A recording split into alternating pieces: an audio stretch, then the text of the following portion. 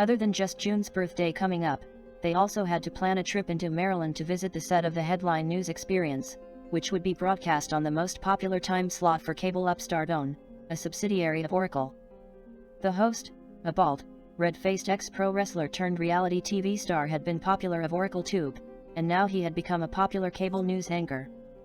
Something about him and his show warned them that it might not be the most fun experience, but they at least hoped that they would be able to talk about issues that really mattered, not just the trending topics of the day TNN concerned itself with.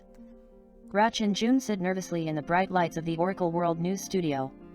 They're here to talk about their activism and the recent leaks of the dream data of Jonathan Biggs, an labor organizer working for Goober. The host greets them warmly and, at first, doesn't push back much as they speak.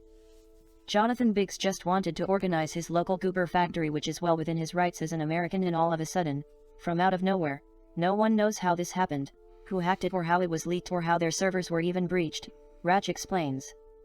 But apparently Hypnos Systems lost control of his dreams. And a few spicy dreams were shared, and there are people who even believe that the objectionable nature of the dreams themselves were perhaps injected in the same way that they are able to project ads into dreams. Now I have to say this is all conjecture, and I do think that that may be a conspiracy theory. It is technically possible that that could happen, but I don't know that I would go that far to say that it has. The question though, is, and the danger that this demonstrates is, what would happen if this happened to you? And the danger that this demonstrates is, most people think like someone else having access to my dreams.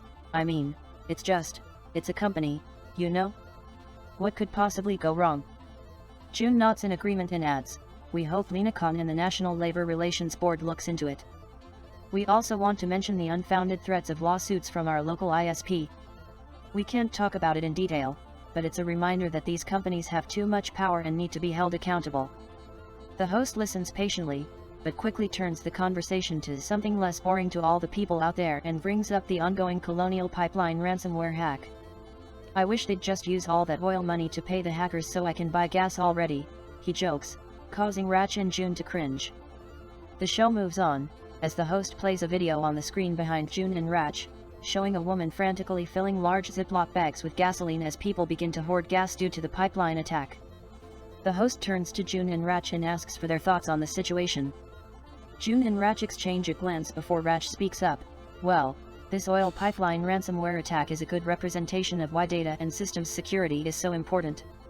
We need to ensure that our critical infrastructure is protected from these types of attacks. The host nods along, but quickly loses interest and turns the conversation to a different topic.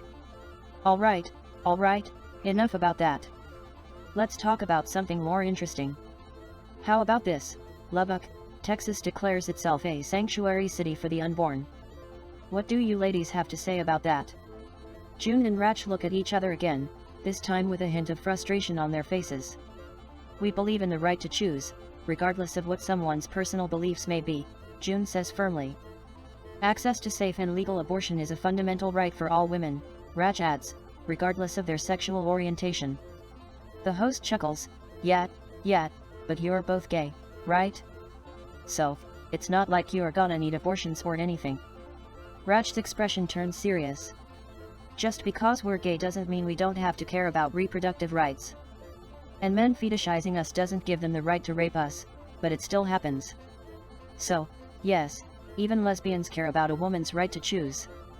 But even if it didn't affect me personally, why wouldn't I have solidarity with women who actually are willing to put up with men like you? The host looks taken aback and quickly moves on to the next topic, leaving June and Rache feeling frustrated and unheard.